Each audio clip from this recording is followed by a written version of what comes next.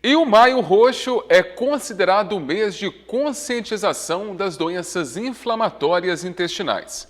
A campanha tem como objetivo alertar a população para a importância do diagnóstico precoce e do tratamento para doenças gastrointestinais. Confira.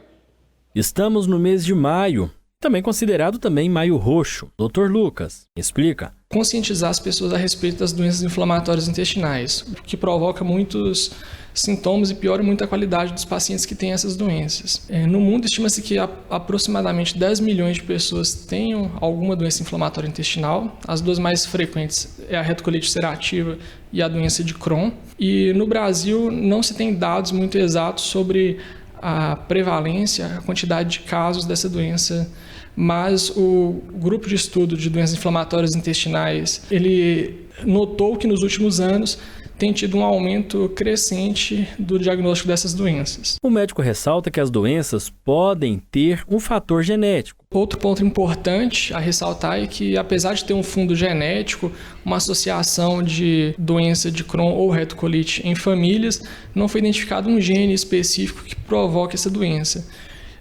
Mas, por ter esse agregado familiar, acredita-se que tem um fundo também genético que predisponha a essa doença.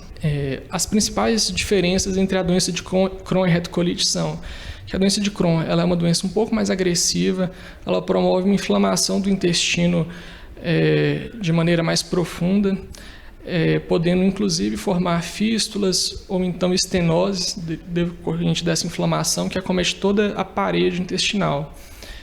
Além disso, ela pode acometer o trato gastrointestinal inteiro, desde a boca até o ânus. A retocolite, por outro lado, é uma doença que acomete principalmente o intestino grosso e o reto, e ela ocorre de forma ascendente, gradual e contínua. E na retocolite ulcerativa é mais comum ter a presença de sangramento nas fezes. O diagnóstico é feito por exames e o tratamento com medicação. O tratamento da doença de Crohn e da retocolite ulcerativa ele é individualizado e ele tem como objetivo reduzir a inflamação e promover a remissão clínica, ou seja, a diminuição ou até mesmo o fim dos sintomas e também uma remissão endoscópica, ou seja, uma cicatrização de toda a mucosa do intestino grosso e do intestino delgado. Os medicamentos utilizados são os corticoides, no primeiro momento, que induzem a diminuição da inflamação na parede do intestino.